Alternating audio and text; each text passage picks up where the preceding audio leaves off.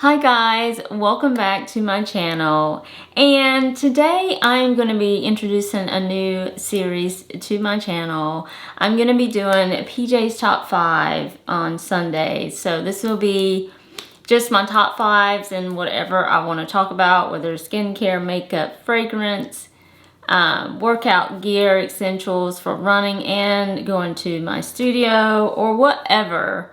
Whatever the topic may be, it's just going to be my top 5 items that I think are important and are good for whatever the category is. So today I am sticking with makeup, and we're going to be talking about my top 5 setting and finishing powders. I have an array of makeup, you guys, and I never get to share all of my thoughts on all of it because I have so much and I don't do as many videos as I hope. But I think this is going to help get products out there and let you know what my favorites are and what I think are good products. And so that's why I started this series. So let's get started. And they're going to be short and sweet and to the point. They're not going to be long videos. I'm just going to tell you what they are and we're just going to move on. So my number 1, and these are not in particular order, they're just top 5. So Laura Mercier, this is her Ultra Blur Talc-Free Translucent Loose Setting Powder. I have it in medium deep and I have it in translucent honey. These are, well, they're both translucent, but these are really good. They're very popular. I usually use my medium deep. Sometimes I can use it all over my face, and then sometimes I also use it as a setting powder under the eyes if I want a more natural look. And then the next one is Translucent Honey. This is very good for brightening under the eyes, and it's a beautiful powder. So that's my number 1. Number 2 is my Dior Forever Cushioning Powder. This is beautiful, you guys. The packaging is exquisite. It's beautiful. I love, love, love the packaging. And this is in deep. And when you open it, it's 2 parts. You have your powder puff here that stays there. And then you open it up to the actual powder that's covered by a net. And the only kind I will say regarding this powder is it is kind of messy. It could get kind of messy, but other than that, it's a beautiful long wear matte powder, setting powder for under eyes, and I absolutely love it.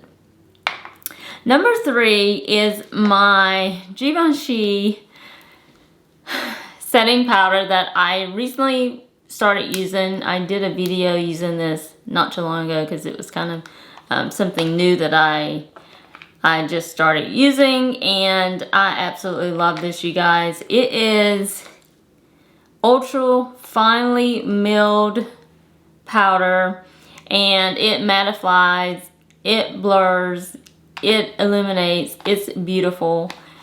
And for the longest time I thought I had the deepest shade.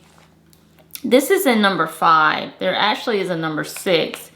The number 6 doesn't come in a mini, but I thought I had the deeper one, but I'm actually going to get the deeper one in number 6 in the regular size because it's so good. And I love how cute this is, though. I love how small it is for traveling or whatever, but I'm actually going to get the number 6 shade. But this is a good powder if you guys want to try. It's really good. The 4th powder is the popular Huda Beauty setting powder. This is in the shade, I have it in the shade Cinnamon Bun, and also I have another shade, I can't remember exactly. But this is her Easy Baking and Setting Powder. Love this powder. It does have a fragrance. If you guys don't like fragrance, you're probably not going to like this, but it opens up and is protected by a net as well.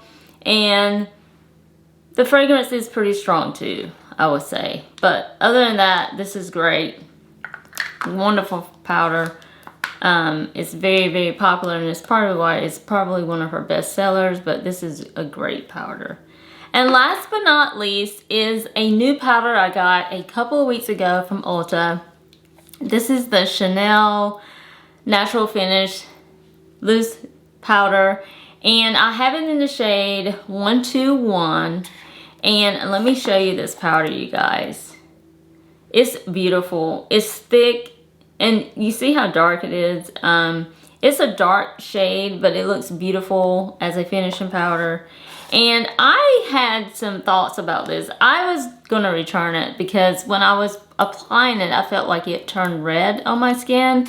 But it turns out I wasn't doing it correctly because it's so thick. And it also comes with this cute powder puff.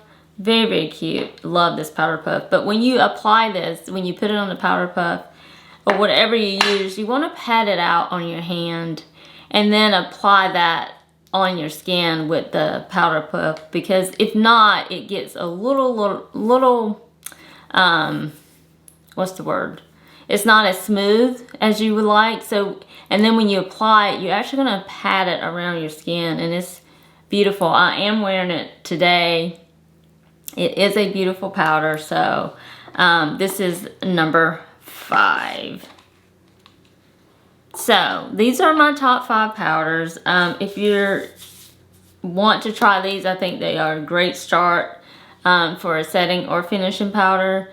But that is it, you guys. Thank you for watching, and please comment below what are your favorite setting and finishing powders, or any thoughts you have on any of the ones that I talked about. Thank you for watching. As always, everyone have a good night, and I'll talk to you later. Bye.